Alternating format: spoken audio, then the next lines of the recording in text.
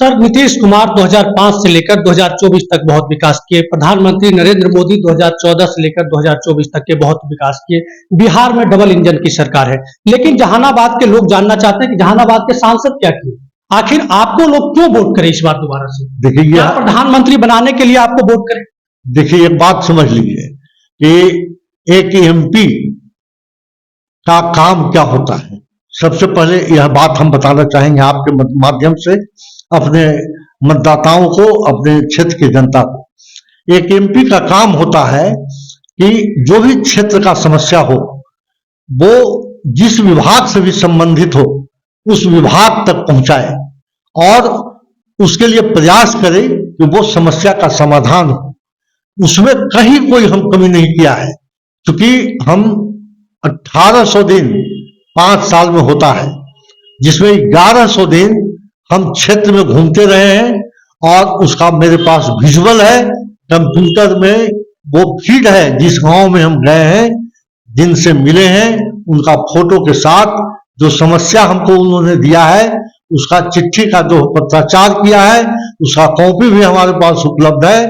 और हर जो भी समस्या हमारे पास आया, उन सभी समस्याओं के निदान के लिए हम प्रयास किया है। और हम यह भी दावे के साथ कहते हैं कि जितना हम प्रयास किए हैं, उसमें 80 से 90% काम जमीन पर उतरा है।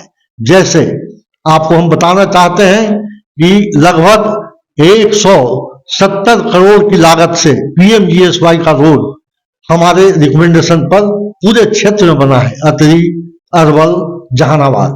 और सर, हम थोड़ा रोकना चाहेंगे, आपके 2-3 वीडियो सर वायरल हो रहे थे, उसमें जनता का कहना था कि आप क्या काम किए हैं। हम भी ये जानना चाहते हैं, या जो हमारे दर्शक हैं उनके माध्यम से हम ये बताना चाहते हैं कि जहानाबाद सांसद क्या काम किए हैं, जिस काम को लेकर 2024 में जाने वाले हैं। जहानाबाद में कौन कौन सा बड़ा काम हुआ है?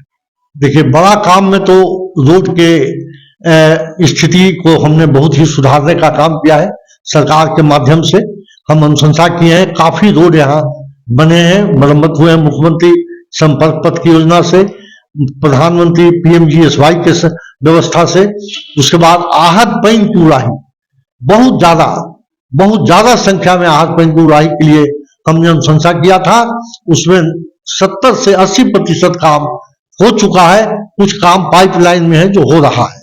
आपको एक बात और बताना चाहते हैं कि भारत सरकार की तरफ से हर गांव में एक तालाब को बनाने की व्यवस्था थी, या तालाब है तो उसको विकसित करने की व्यवस्था थी।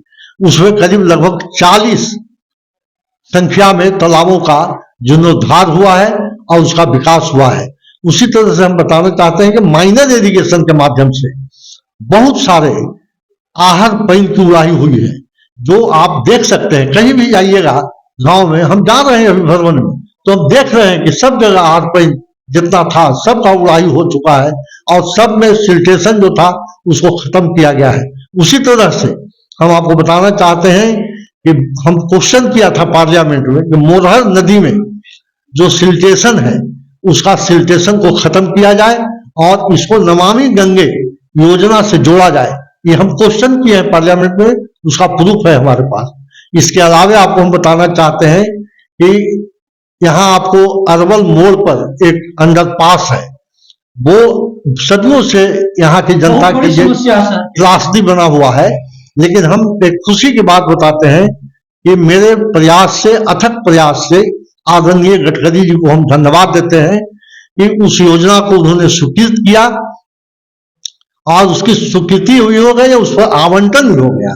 1100 करोड़ की लागत से वह फ्लाईओवर बनेगा और अरवल मोड़ पर टी पॉइंट बना करके और उस रोड को बाईपास पर उतारा जाएगा। यह काम डीपीआर बन के तैयार हो गया है।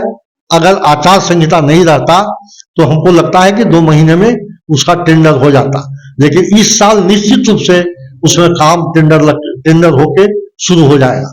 इसके अलावे हम बताना चाहते हैं कि जहानाबाद का जो मेन रोड है, मेन रोड के चौड़ीकरण के लिए हमने प्रयास किया था। चौड़ीकरण का 12 आना काम हो चुका है और सौंदर्यीकरण के लिए भी हमने प्रयास किया था। जहानाबाद से दरधा नदी गुजरती है बीच शहर से, वो नदी काफी गंदगी पूरा होते जा रहा है, गंदगी भरा जा रहा है। उसको से निजात दिलाने के लिए, सौंदर्यीकरण के लिए हमने नगर विकास मंत्री से बात किया था और हमको लगता है कि बहुत जल्द उसमें भी काम लगेगा और उससे भी निजात मिलेगा।